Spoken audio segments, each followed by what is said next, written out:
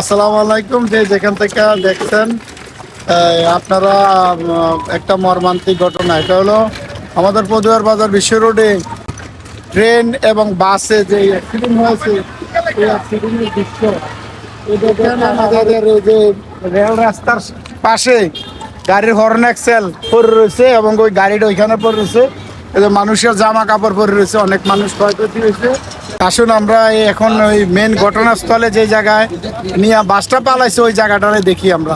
আসুন, এই যে বাসের এই অবস্থা দুমড়ে মুচড়ে গেছে, এমন মর্মান্তিক অ্যাক্সিডেন্ট এই কুমিল্লাতে আরেকটা হয়েছিল, কিন্তু আমরা চাই না এই কুমিল্লাতে বারবার এই সমস্ত বড় বড় অ্যাক্সিডেন্ট হোক। এই অ্যাক্সিডেন্টের কারণে অনেক মানুষ ক্ষয়ক্ষতি হয় এবং দেশেরও অনেক অর্থনীতিরও সমস্যা। 1.5 কিলোমিটারের উপরে এটাই না হেসরাই আনছে বাসটা। এই হলো এই ট্রেনের অবস্থা দেখুন। এই যদি বলি আমরা ট্রেনকে ঘাতক ট্রেন, আসলে কিন্তু এটা ঠিক না। বাসও ঘাতক না, আসলে আমাদের টেকনোলজি যেই আছে আগের দিনের ওই ব্রিটিশ আমলের টেকনোলজি, এগুলোর থেকে আমরা কিন্তু নতুন যুগে পাওয়া দিছি। নতুন যুগের যে আধুনিক ছেলেরা, যে নতুন প্রজন্মরা যে সুবিধা সারা ওয়ার্ল্ডের মানুষ সুবিধা ভোগ করে, আমরাও চাই বাংলাদেশের মানুষের এই সুবিধায় ভোগ করতে। এই ট্রেনের অ্যাক্সিডেন্ট করছেন কিছু যাত্রীর সাথে একটু কথা বলতে চাই। এই যে অ্যাক্সিডেন্টটা হয়েছে, আপনারা কি অনুভূতি করছেন? কি ছিল, কি অবস্থা ছিল? মানে তখন আমরা আর কি তখন লাস্টের বগিতে ছিলাম, তো ভিড় ছিল, তখন এত কিছু দেখি নাই। আমি মনে করেন লাস্ট দিকে আমি আর কিছু না এসে বসে লাস্ট আপনারা তো ট্রেনে ছিলেন, তখন অ্যাক্সিডেন্টের সময় আপনারা কি অনুভব করছেন? কি ভয় পাইছেন বা কিরকম লাগছে আপনারা থেকে একটু বলেন। ভয় পাইছেন আপনারা কি এখানে লাস্ট দেখছেন কিছু? হ্যাঁ, অনেক লাস্ট দেখছেন। তখন অ্যাক্সিডেন্টের পরও আপনি কি দেখলেন যে আসলে অ্যাক্সিডেন্টটা বা মানুষ ক্ষয়ক্ষতি হয়েছে বা কিছু এরকম? ক্ষয়ক্ষতি বলতে আমি যেটা দেখছি ম্যাক্সিমাম 6 জনের মতো দেখছি লাশ নিচে রাখা হয়েছে, আর একজনের লাস্টে একজন মহিলারে জীবিত বাইর করছে। ঠিক আছে, সে মানে কোনো স্পটও লাগে নাই, মানে একবারে অক্ষত আছে। ঠিক আছে, জীবিত আমি দেখছি যে একজনই, আমি যেটা দেখছি, আর 5-6 জনকে দেখছি মানে মৃত। রেলমন্ত্রী এবং সড়ক মন্ত্রী সবাই মিলে যেন এই কুমিল্লা ওভারব্রিজের এখানে যেন সংস্কার করে। এখানে শুধু ট্রেন না, বাস, সব গাড়ি অ্যাক্সিডেন্ট হয় কুমিল্লাতে।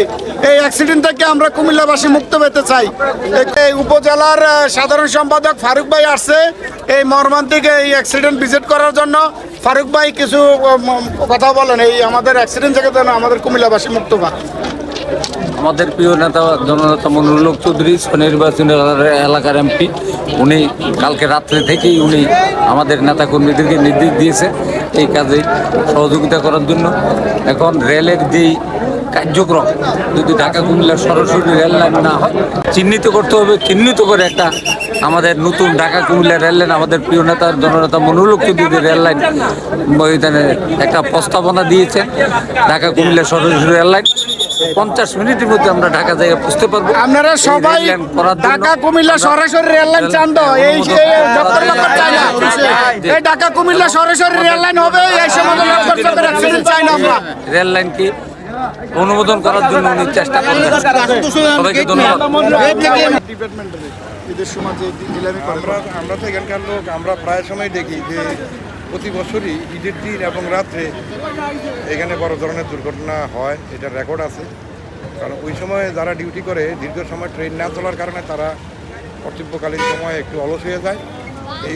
এই সমস্ত এই অলসতা যে দূর হয় আতিক ভাই, সারা বাংলাদেশে এই অলসতা দূর হওয়ার জন্য এখন আমাদের এই যে মন্ত্রী মহোদয়রা কি দিক নির্দেশনা দিতে পারে এবং কি আমাদের যেই গবেষক আছে তারা কি এগুলো নিয়ে তারা কি বার্তা দিতে পারে? আমার ধারণা ঈদের দিনের জন্য গাড়ি কম চললেও এখানে অন্তত অতিরিক্ত লোক ডিউটি করতে হবে, যাতে এখানে ডিউটিটা ঢিলে না হয়। এখানে সারা বাংলাদেশে সারা বাংলাদেশের গেটগুলি সংরক্ষণ করতে হবে। দাবি হলো আমাদের সরাসরি রেল লাইন,